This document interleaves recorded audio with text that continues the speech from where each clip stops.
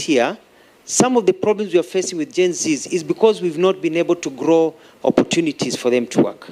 That was a valid dream that was stopped by leaders who are more concerned about political clout of one another rather than taking care of the people of this country. We have to be able to be selfless to know that some programs you may not support them, but they are good for the country. And you support them because they provide employment and opportunities for others. We lost, the person who is built Dubai Mall, he came and he committed $400 million. That is the one that had a component of Formula One? Yes. The same component. He had committed to put a sports city and hotel system and everything, and even connect the highway from Machakos all the way. He came, he met the president, he met us. I went to Dubai, we signed an MOU, and the MOU is still there with him. But when it went to court, he took his money to Rwanda, and the rest of the money he took to Angola. Who lost? The Kenyan poor. The Gen Zs were demonstrating because of that. What is your point of order? My point of order, Chair, and I want Kenyans to listen keenly to this. Mr. Speaker, the nominee has accused the Wiper Party of taking him to court. Now, at the point when he came up with this proposal, he had just been elected as Governor Machakos County on a Wiper ticket. I was also elected as a member of parliament on the same party ticket. I was not involved in any issue to do with with a court case. Neither was the party, because the party decision would have been taken at the national election, the NEC Executive Council. So when he says that the Wiper Party took him to court, he's being economical with the truth. I do agree that the senator of Machakos, who was also a Wiper member, may have been involved, but not the party. I would like to see some evidence that puts the party in court against him. Let's settle that the senator who went to court belonged to Wiper Party, but it may not have been the Wiper Party that took him to court, so that we make progress. Who are the parties to the case? You say you have the case? Yes, it was... who was the plaintiff? It was Senator Mudama. Yes. And to Senator Mudama, and when he went to court, he said he represented the views of his party and the party machinery. So I withdraw. And so we leave it as Senator Mudama. And, but you see, Mr. Speaker, sir, yes. This was done because, from my perspective, I may be wrong, it was felt that if Mutua is able to achieve this greatness, then it will deny others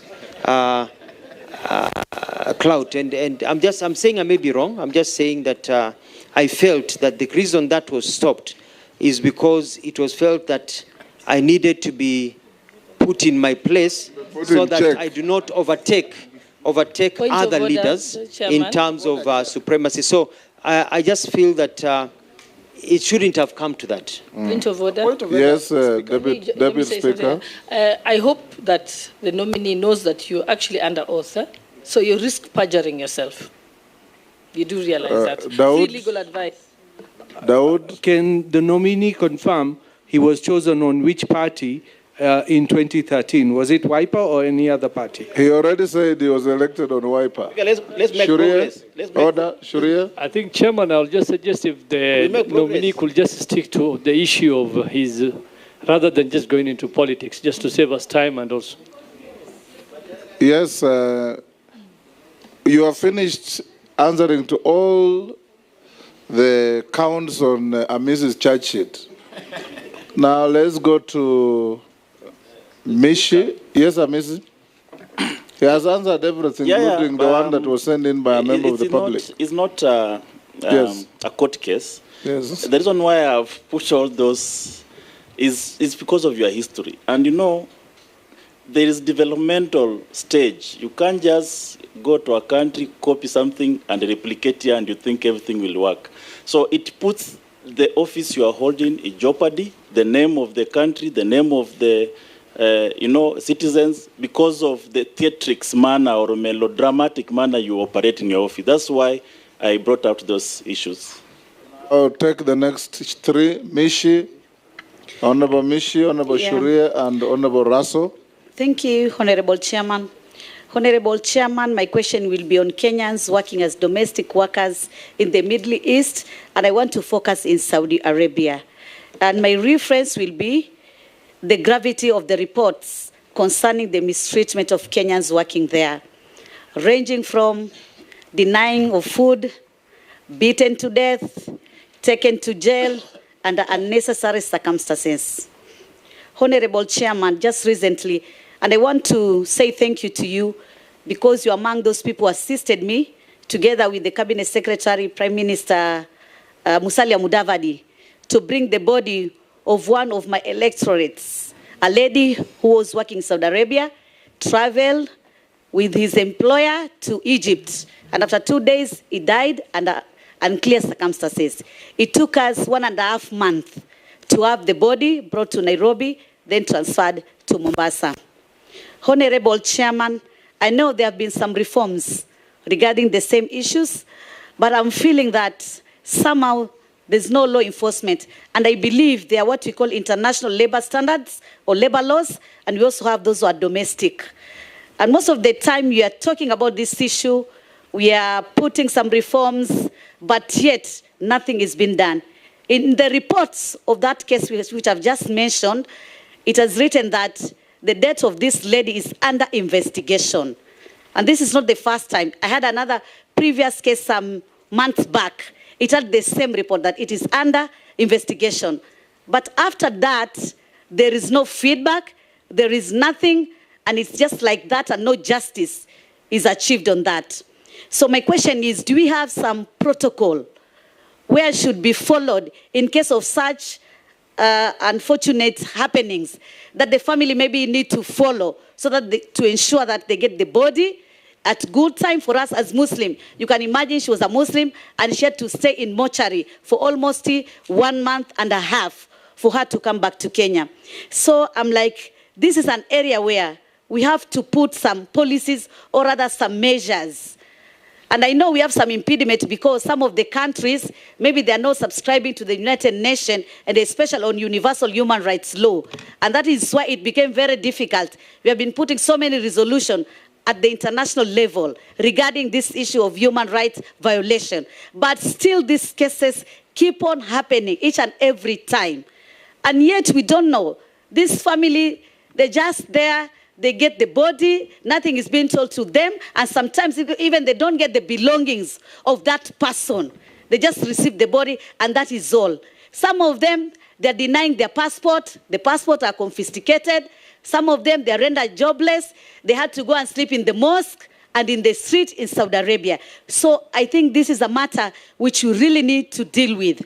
My second question... He can only do so if he's confirmed. Yeah, if you are confirmed, that is. And my second question is, a plan to address the challenges faced by online job seekers in Kenya, utilizing the Ajira platform which the government of Kenya Kwanza has initiated.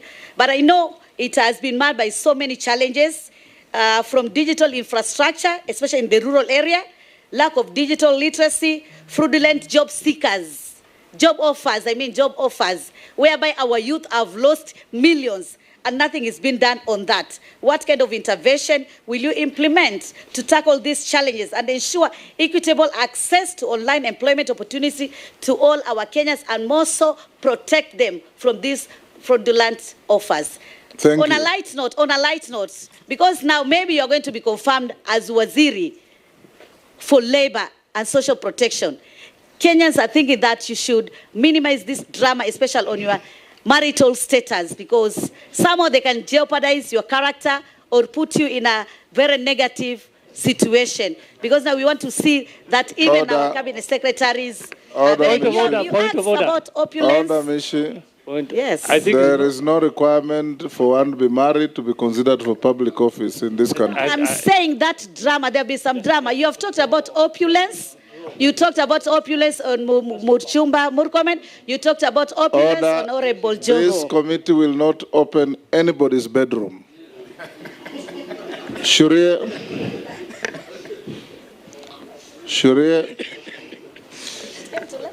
stop laughing and ask a question. I think, Chairman, it's best you protect people's bedrooms, as you said. We don't want those matters coming out here in the public. I think... The nominee, you will not comment on that. Thank you, Honorable Speaker. I think Caleb came up with a very long list, and I just want to, maybe in future he might get another opportunity. Mheshimiwa, if approved, what key results or deliverables can Kenyans expect from you in the short, medium, and long term? I thank you, Honorable Speaker.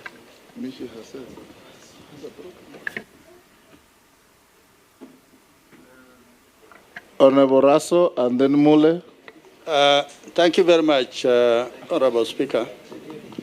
Honorable Alfred, you are the governor of Machakos, and also you are government spokesman. During those two stints, we were able to follow you. You were able to publicize what you are doing, the government agenda, when you are the spokesman. But once you were vetted by this committee and you appointed a cabinet secretary, you just slowly faded away.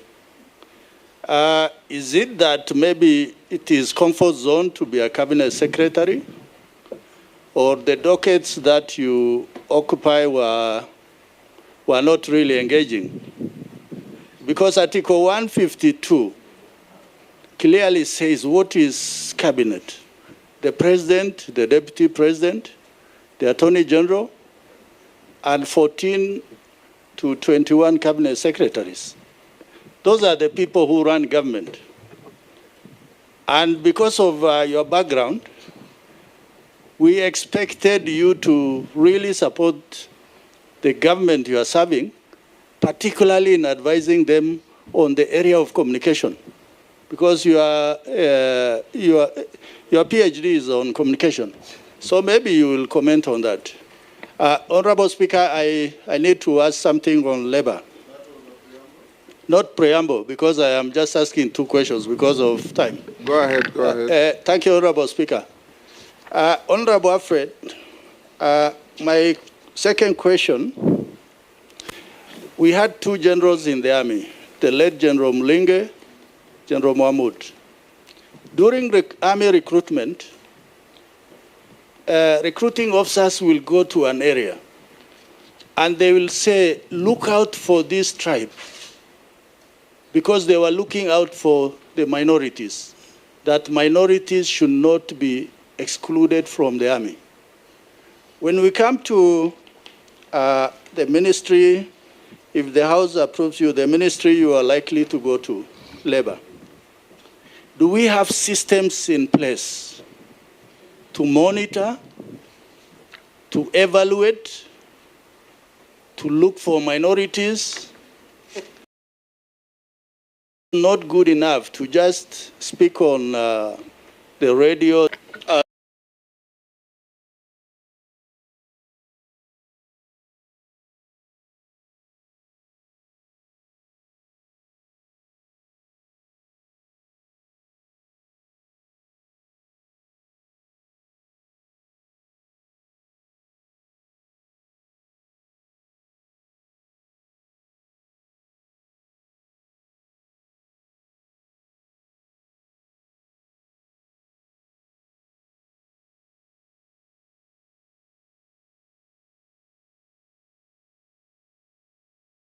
Is important may not be covered in their laws, so that we can also be able to know how to navigate those countries, because we can't go and impose our laws to them. And we see how we can work with them, especially if they are not signatories of international conventions that we are signatories to. And the protocols that need to be measured. And my apologies that, you know, you've had to go through many of these challenges where people die and they can't even get their things to be brought back home. It is also important about online job seekers, going with the question by Honorable Ishungwa. It's all about communication, people to know how to do it. But I want to set up a proper portal that will answer many things, so that you look at available opportunities, but also to weed out all these crooked agencies. We'll publish, as a government, a portal, and lists, which you can even put in the newspapers, of the approved agencies. Because people keep on asking, is this right? Hii advertising ya Canada ni ukweli, hii ni ukweli. So that now any advertisement without the name of a company, we can be dealt with, according to the law, because they'll be lying to people. And if there's a name of a company, people can cross-check the government website or government documents and be able to verify that that is a recognized and proper company. And don't be surprised if we have to knock out a few companies and bring more in that are straightforward so that they don't lie to our people. So we're looking at a one-stop shop in terms of connecting people to jobs. Mheshimiwa Shurie, I was saving this for the end, but thank you for your very good question. And that is that I want to change how workers view the workspace. I want people to be comfortable when they go to work. I want to be able to get employers to provide for the employees good working conditions. Whether you're a house help, a doctor, a security guard, everybody, you should feel that you have got a system that protects you and that you work in a good environment. I also want to work with the employers so that we can see what we can do as government, remove some bureaucracy so that they can expand. I want to call upon them and see how we can be able to see create an opportunity for them to employ more people, cut down or maybe forego some little profit to employ 1 or 2 people using the principle of consumer spending so that you get more people, spending people in the market to grow the industry. So I want to look at some of those things. The labor migration, I want to move the numbers from the ones that are there to about 5,000 a week. If we can get there to 10,000 a week eventually, people going overseas. But to do this, I want to work closely with all of you. I want to work closely with all members of parliament. I want it to be constituency-led so that we can have quotas and we know that this constituency where you come from, where all members of parliament come from, can provide people who we can now send overseas so that you as leaders can take the lead in identifying and maybe helping people on the ground to be able to be recruited to go overseas and get jobs. When it comes also to BPOs, setting up centers, we don't want somebody to come all the way from Nyanza, where Mheshimiwa Junet comes from, to Nairobi to get an online job or to get a job in a call center. We'd like to set up call centers in every constituency so that you can be able to see how it's working. Because now with internet connectivity, you don't need to be in the big cities for you to be able to get some of these opportunities. When it comes to Employment Act, we need to overhaul the Employment Act. We have offices across that will need to look at how they perform and how they work. And I want to motivate my staff to work well. And the issues of social protection, we have to ensure that our people do not fall through the cracks. We want to be able to provide opportunities for our people so that COVID has taught us when there's hardship, there's something to be able to fall back into. In the United States, in Australia and other developed countries, there's even money given to people who are unemployed, unemployment benefit. We are not there yet, but we can start putting the structures to get there by getting a lot of these laws and policies that are pending to be fast-tracked so that we can increase entertainment. Mheshimiwa Caleb talked about my interest in the film industry. And, Hollywood was not built by money from donors, but by money from entertainment. And this is an area we can galvanize on, get the entertainment sector to grow in our country. It can be a huge employer. The sports industry, I'll work with many of my colleagues to ensure that there's job creation, because as a Minister of Labor, we are cross-cutting in terms of ensuring that people are able to work. There's a question about equity and expanding government. And one of the things that I'd like to do is that we have to start publishing data that shows the inclusion of everybody in our government in different areas. I think that is critical, so that people may have the idea that they are not included. It's good for them to know that they're included. So that's one thing that I like to do, is constant publishing of data. There was a question about, Shri asked me about the question, or Raso, Mheshimiwa Raso, about comfort zone. I'm not in a comfort zone. But you see, when you're a governor, you head your own government. So you can shout as much as you want. When you're a government spokesperson, you have the authority to speak as much as you can. When you work as a cabinet secretary, you are also toned down kidogo because you're working for a boss or bosses. But I think the lessons that we've learned is that we really need to communicate. And I want to promise the country that you'll see the Mutua who communicate much more, especially in this new docket if confirmed and sworn in. Thank you. Lastly, Mr. Speaker, Mheshimiwa Mule had a very good suggestion. Thank you very much. And the civil servants' unrest and the work conditions. The Labour Ministry will be dealing as an arbitrator, even looking at the public service and holding the public service to account in terms of what they do in terms of these agreements. I saw it in Machakos. As soon as I enacted the agreement that we had agreed on, the nurses and doctors were very happy with me. They took their riots elsewhere. So don't enter into an agreement, is what I'll be telling everybody, that you know you cannot meet. You know, and it's good. And our Kenyans are reasonable, especially if you meet them early.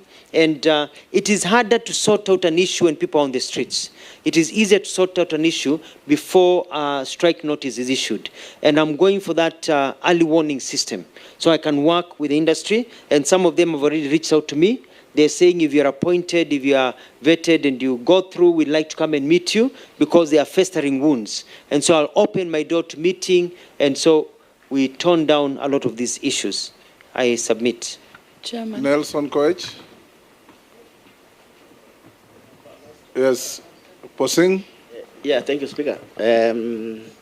Nominee Honorable Mutua. My question is this. If you look at your ministry, or when people look at the ministry you are going in, not your ministry, should you be approved? Ministry of Labor and Social Services. People only see the minister. There's an argument that people only see the minister during strikes. So it's almost being called what somebody told me. It's called a strikes ministry or a firefighting ministry. That's the only time people can be able to engage or see the minister for this Ministry of Labor and Social Services. Honorable Mutua, tell Kenyans who are watching you and us and this committee to be able to look at how to analyze you for suitability in accordance with Section 7 of the Act. What else is expected of this ministry that Kenyans don't know? Maybe they have not been communicated, or Kenyans can expect from you so that they don't see Honorable Mutua today in the vetting. Should you be approved? They only see again Honorable Mutua during what? Firefighting, when there's a strike in this country, they view Honorable Mutua within your ministry. There are remuneration rates, denying them the union rights and health benefiting them to unsafe work day by day. What action will you take to address this very, very needy issue that we need to take our kids back to school? Thank you. Too quickly. Thank you, Mr. Speaker. I'd like to say that people only seen when there are riots. Now, I'm going to around this country. I want to visit all the constituencies to talk to Kenyans and especially young people about the opportunities that are there. Kenyans are not lazy. But they need opportunities, not handouts. And so I'll be traveling to all the counties. You'll see me. I'll be very heavily on media, telling to them about the jobs, the kind of skill development. I'll also be looking at the working conditions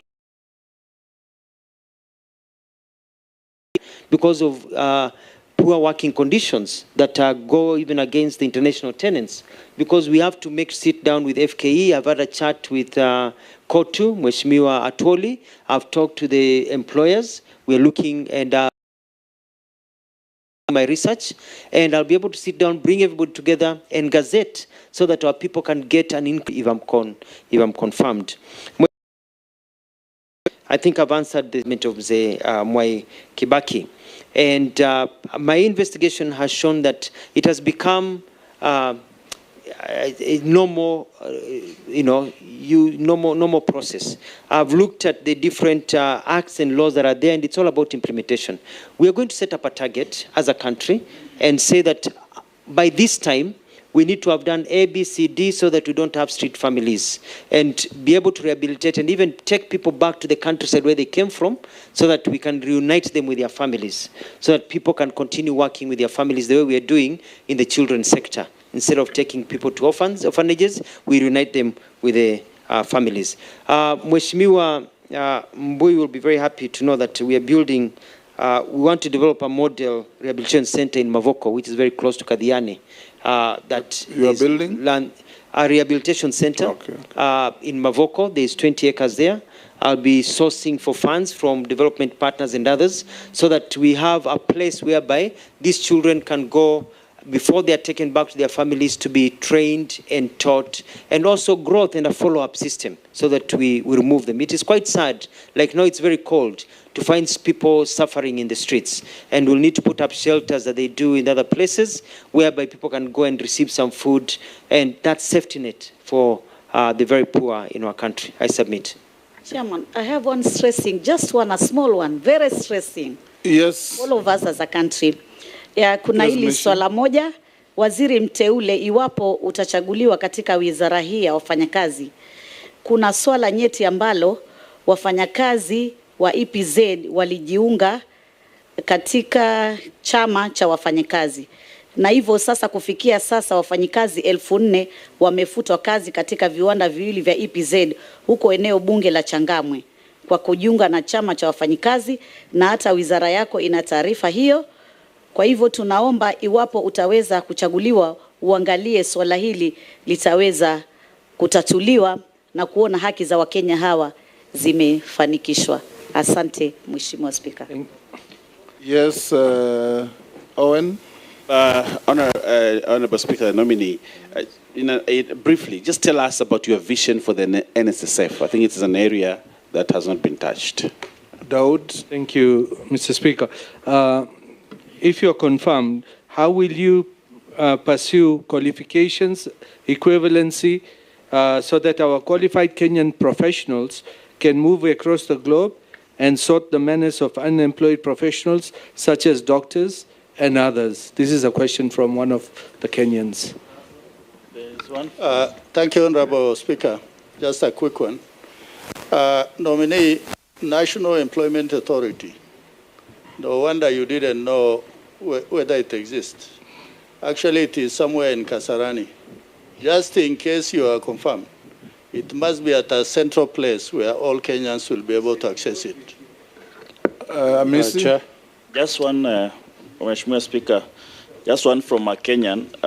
On the collective labor bargaining agreements, wondering why they are never implemented, and that's what makes workers keep on seeking attention of the authorities every other day, and especially the presidential pronouncements on Labor Day. There is always an increment, but it's never implemented. Like last time is 6%, is it 8%? But up to now, it's not been implemented. So what difference are you going to make in that regard? Chair. Someone is asking, there are quotas for people living with disability in the constituencies for a certain number of people living with disability to get the stipend. And the question is, where do we take the rest in our country? Just like the old who, when they turn 70, it should be automatic upon medical confirmation, then all people living with disability in our constituencies should be taken on board. And the last question is, kindly ask Alfred Mutua this question. Upon confirmation, you should go to those foreign countries and negotiate with tech companies to allow Kenyan citizens work for them from Kenya without using VPNs and residential proxies. There are a lot of job opportunities in the tech industry, but we can't access them due to location restriction. There are very many, from transcription, captioning, machine learning, data entry, chatting, software development, etc., instead of exporting labor. Chair. We must. Thank you. Yes. This is from a Kenyan who actually states that the nominee is excessively abrasive. Yes, Mole. These troops going to Haiti when he visited the U.S. Does he regret when he visited the U.S.?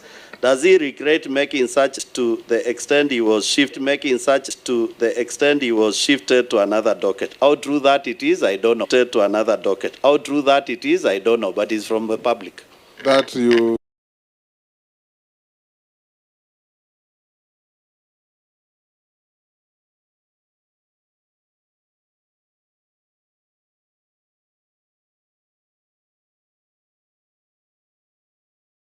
who are at the ground there, who are compromised by most of these industrialists. Yes, nominee, can you very quickly respond to those? Thank you, Mr. Speaker. I'll start with the Honorable Esuda's issue about quotas for people with disabilities. And I find it very, in my research, unfair that you're only giving to a certain percentage in a household and not to everyone. So one of the things I'll do is make sure that it is everyone. It should go to all, not just few. The president has given directives that we increase the numbers by 500,000, and I'm going to make sure that people love me. It has given directives that we increase the numbers by 500,000, and I'm going to make sure that people love me very much. All my employees, you go to meeting people so they cannot get promotions. Why does it? That person is a father and a mother to somebody else. So, Speaker, you know you've served there is that there are vehicles all parked outside the parking lot, such that it looked like, now if you try to take the cars back there, they'll fight you. They'll tell you, no, we like it is now, because it looks better. So it was a good move. That is somebody who is just mischievous and trying to take these opportunities. But came to see me and they were crying. They were sad I was leaving. So I don't understand about being abrasive. I'm very, very polite to everyone. About the teacher strike, Mheshimiwa Mule, I'm going to call for a meeting if I go through this process and meet with them. And I want to tell teachers in this country that I will listen to you. I respect teachers and will iron out. There are no issues, because even if you do a strike, even if you do maandamano, you will still have to sit down. Why don't we sit down early and sort these issues? And I'm very fair, and I'll ensure fairness. And in terms of the issues of qualifications and verification, we have a skill development system that I've studied and I've looked at it. I'm going to enhance it, because what happens is that you want to be a doctor in Australia, even though you're in the Commonwealth, you still have to go through rigorous testing. And so it's to enter into agreements that you can go and work in these other places without having to go through the same retesting. But that is also improving the quality of how we do things in our country. Submit. Nominee, I've also received a few issues from Kenyans out there watching this. They ask, will you ensure that employees insure their employees, sorry, employers insure their employees? What are you going to do about skewed funding between Child Welfare Society and Children's Department? UHC staff who have been on contract for long with half salaries, what are you going to do that? Where some elder Kenyan has said, I think to all of us, where are the issues of older persons in this interview? If confirmed now to you, what will you do for the welfare of older people in Kenya? Another part, you asked? Okay, Robert asked that. Another person, I think this must be from Naivasha, there's serious labor problems in the flower sector. What will you do if confirmed? Another one says, what will the nominee do, or what does he say about the minimum wage proposal of 30,000 for security workers?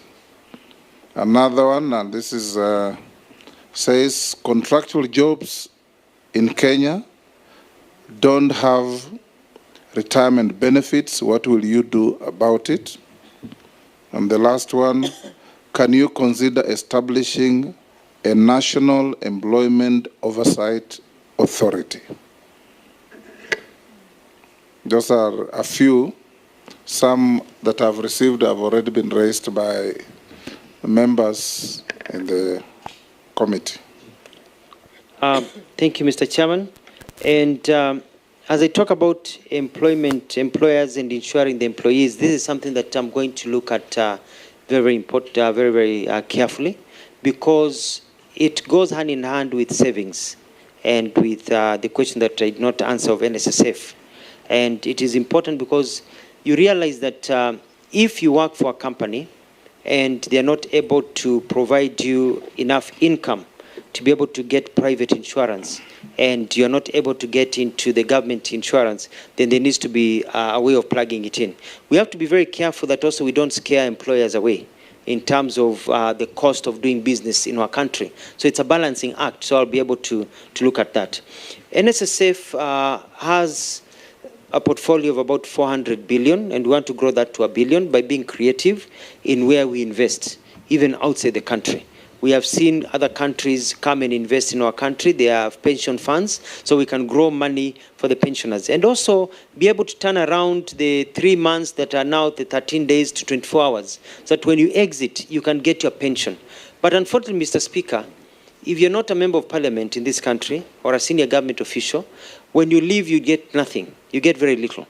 So we want to push it such that now, at least we have a system whereby you can be getting 60% of the pension you are getting, not the 3 or 5 or 10% that people are getting, so that your life continues. Si unatoka kazini alafu unachakaa, unaanza kuparara, because your life has just taken a dive, so that you're able to save. But to get that, we need to get a saving culture.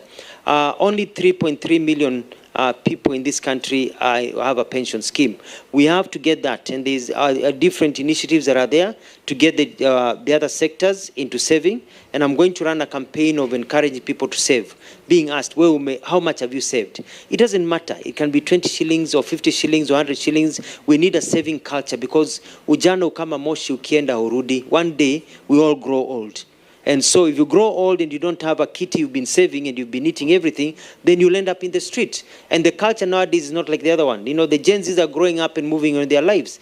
They'll not be there to take care of us when you grow old. So I'm going to get into a communication program for Kenyans to know, when you eat something, if you have 3 mangoes, please put one aside and eat 2 for another day, to get that culture. I've heard about the staff of UHC. I'm aware, because we piloted that also in Machakos. I'll also be looking into that. The older persons, one of the things that I like to do is look at how we can give benefits to older people. In many countries, you find there benefits. For example, in the United States, where after you pass a certain age, you get a card. That card allows you to even get into some public transportation for free. That even allow you at that particular age to get a discount, so that when you go shopping at a shopping mall, or you go shopping at a center or somewhere, or you go buy something, or if you're seeking a government service, you show your card and you get a 10-20% discount, because you're at an age where you're not earning an income. You're actually using your pension. So I'd like to introduce that, so that our old people have a card that you can use to get a discount.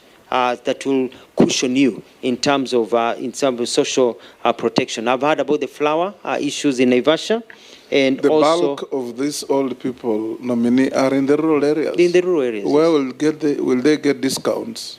In villages in Turkana? Well, it's also when they seek government services. You'll pilot probably from urban centers, but also pay attention to the rural areas. Yes, we'll find ways, and I think the main thrust here is the intention, and the intention is that our older generation need to have a way of cushioning them. They served us; they are our parents. They have taken good care of us. Let's cushion them in the old age and create a system in our country that takes care of them, even as they go about with the Inua Jamii. That is good, but also whether we can even go further and see how we're working with other organizations, see what we can do. There was a question about the child welfare and Children's Society and their fundraising. We will be bringing, if I get confirmed and appointed, cabinet papers to see whether we can create special funds, so we can have internally regenerated funds for able to use for children welfare, and also fast track some of the laws. For example, Kenya has been identified as a country that is heavily involved in child trafficking. We are a conduit of child traffickers. We are a destination of child traffickers. We are a source of child trafficking.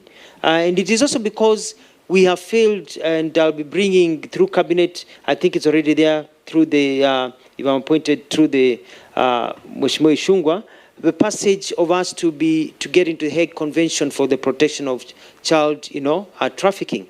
Because if countries like Somalia can sign child trafficking in The Hague, and Tanzania and Uganda and others, and we have failed to do so, it makes us look like we really support trafficking of children across the world. On the minimum wage, I will look into it. I'll sit down and see, because it depends on what the market can afford. But also we need to, I remember as I finalize, Ford, when Henry Ford, when he built the Ford company, he said he would pay his employees enough money that they can afford to buy the cars that they build. We need to be a culture where we can pay people enough money to enable them to be able to live decent lives according to what the market can also afford. So it's a discussion with the employers, because we don't also want to destroy the good enabling environment for work, but it is important. On contractual benefits and job referral, I've taken note, and it's something that I will look at. I submit. Thank you, nominee. The last two issues I want to put to you. On the issue, as a follow-up to Honorable Mishi's issue about Saudi Arabia. Yes. What you probably will need to do is check out on a country like Philippines. It is the largest exporter of non-professional workers in the world. Anywhere you go in big hotels, you'll find Filipino workers, happy, decent. Find out what mechanisms and legal regime they operate between Philippines and the countries they work. Anywhere you go, perhaps if you go to the moon, you'll find a Filipino worker. The last one, you've talked about NSSF. You can borrow a leaf from our neighbor Tanzania.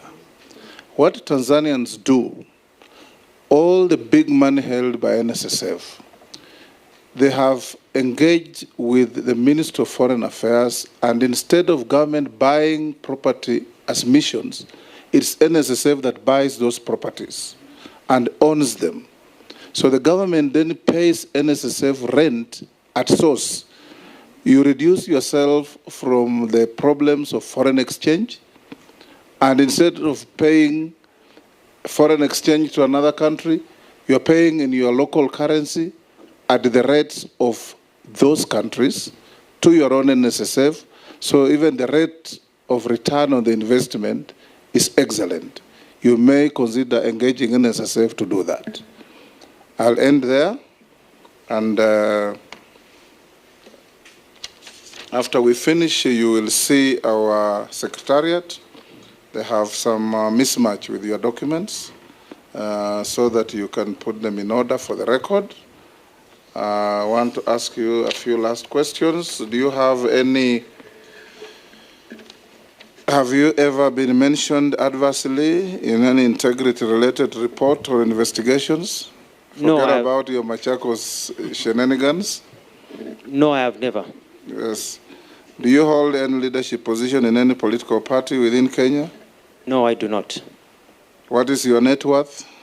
Net worth is 462 million shillings. Made of? Made of assets that I have, like homes, land, where I do some bit of farming, and a few businesses that I have. Thank you. Thank you, Alfred. Make sure before you leave, you sort out your documentation with the Secretariat, so we can release you to go back to your other duties.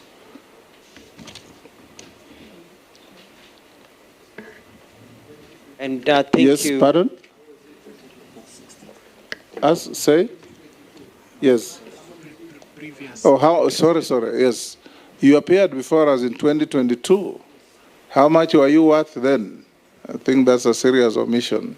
I was worth 420 million shillings. And today? And 462. Yes. It's been about 9 to 10% normal growth in terms of land value and growth in the industries. Thank you. You may be escorted by our sergeant.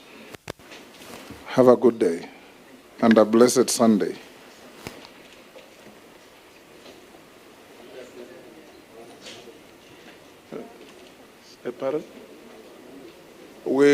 Honorable members, you'll have a 10-minute break to allow the clerks to put the documentation for the next nominee.